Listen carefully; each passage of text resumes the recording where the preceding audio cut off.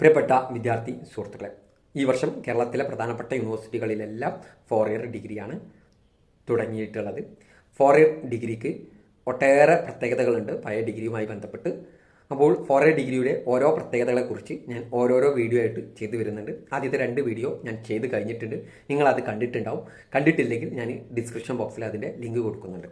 ഈ വീഡിയോയിൽ നിങ്ങൾ 4 ഇയർ ഡിഗ്രിയിൽ ഏറ്റവും കൂടുതൽ കേട്ടിട്ടുള്ള 2 ടേമുകളാണ് നമ്മൾ പറയുന്നത്. ഒന്ന് മേജർ കോഴ്സ്, 2 മൈനർ കോഴ്സ്.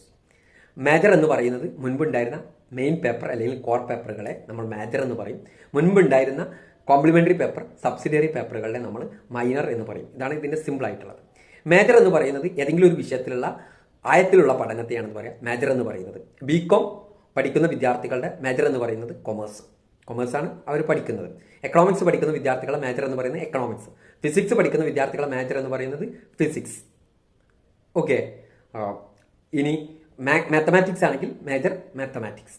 അത് ടോട്ടൽ ക്രെഡിറ്റിൻ്റെ 50% ഈ മേജറിൽ നിന്ന് ഒരു വിദ്യാർത്ഥി അക്വയർ ചെയ്യണം.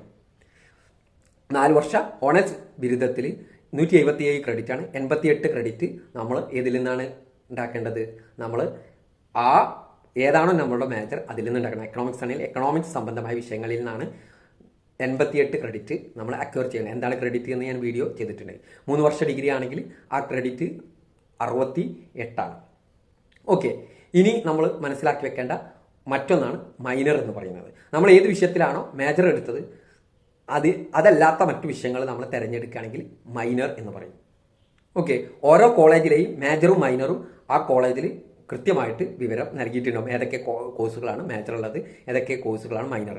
മേജർ എന്ന് പറയുന്നത് നമുക്ക് അഡ്മിഷൻ ലഭിക്കുമ്പോൾ ലഭിക്കുന്ന കോഴ്സാണ് മേജറായിട്ട് വരുന്നത്.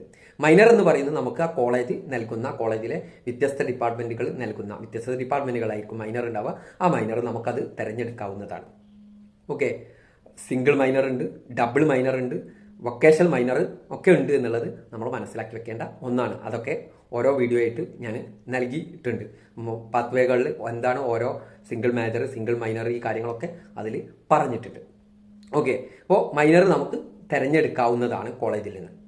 ഇത് നമ്മൾ 3 വർഷത്തെ ഡിഗ്രിയിലാണെങ്കിൽ 24 മൈനറിലൂടെ ക്രെഡിറ്റ് അക്വയർ ചെയ്യേണ്ടത്.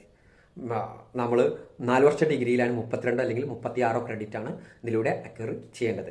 ഇനി മറ്റൊരു പ്രത്യേകത 4 വർഷ ഡിഗ്രിയിലുള്ളത്, ഒരു വിദ്യാർത്ഥി ഫസ്റ്റ് സെമ്മിൽ ഒരു മൈനർ ചൂസ് ചെയ്തു, സെക്കൻഡ് സെമസ്റ്ററിലും അത് തുടർന്നു. തേർഡ് സെമസ്റ്റർ ആകുമ്പോൾ ഈ വിദ്യാർത്ഥിക്ക് തോന്നുകയാണ് ഈ മൈനർ എനിക്ക് മേജർ ആക്കണം എന്ന് പറയുന്നു. ഒരു കോളേജിൽ ഉദാഹരണം പറയുകയാണെങ്കിൽ BA എക്കണോമിക്സ് ഉണ്ട്, BA ഹിസ്റ്ററി ഉണ്ട്. അവിടെ ഉണ്ടായിരിക്കണം മേജറായിട്ട് BA എക്കണോമിക്സും BA ഹിസ്റ്ററി ഉണ്ടെന്ന് കരുതാം.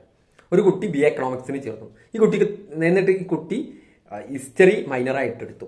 എന്നിട്ട് തേർഡ് സെം ആകുമ്പോൾ ഈ വിദ്യാർത്ഥിക്ക് തോന്നുകയാണ് എൻ്റെ മേജർ മാറ്റണം, ഹിസ്റ്ററിയിലേക്ക് മാറ്റണം. കുട്ടി എടുത്ത മൈനർ ആയിട്ടുള്ള സബ്ജക്റ്റ് മേജറാക്കി മാറ്റണം. തേർഡ് സെം ആകുമ്പോൾ മേജറായിട്ട് ഹിസ്റ്ററി മാറ്റാനുള്ള സാധ്യത നൽകുന്നുണ്ട്. പക്ഷേ കോളേജിലുള്ള അവൈലബിൾ ആയിട്ടുള്ള സീറ്റ് വേക്കൻസിയുടെ അടിസ്ഥാനത്തിലാണ്, ആ കോഴ്സിനുള്ള സീറ്റ് വേക്കൻസിൻ്റെ അടിസ്ഥാനത്തിലാണ് ഇത് തീരുമാനിക്കുക. മേജർ എന്ന് പറയുമ്പോൾ അഡ്മിഷൻ ലഭിക്കുമ്പോൾ നമ്മൾ എടുക്കുന്നതാണ്. മൈനർ എന്ന് പറയുന്ന കുട്ടിക്ക് ഇഷ്ടമുള്ളത് ചൂസ് ചെയ്യാൻ കഴിയുന്നതാണ് എന്നുള്ളത് മനസ്സിലാക്കി വെക്കുക. Okay, thank you.